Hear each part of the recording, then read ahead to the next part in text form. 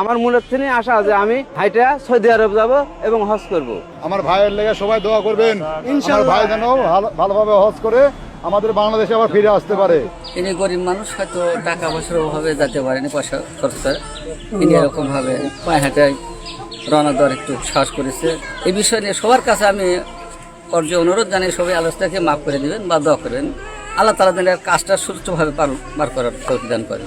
আচ্ছা, আমার ঠানি যাই করলো, দাদু আমি হজে যাব কিভাবে যাব? বলে আমি পাওয়া হাইটে যাবো, যেন গাড়ি গুড়ি চলানো, গাড়ি চড়বো, এইভাবে যাবো। বললে এতদিন তো কিছু করলো না, বললে আমি যদি না যাবার পারি, আমি গরিব মানুষ, কিভাবে তাহলে আমি প্রকাশ করে আরো দুর্নাম হব। সেই জন্য তো আমি দাদু হাইটে যাবো, তুমি দোয়া করো।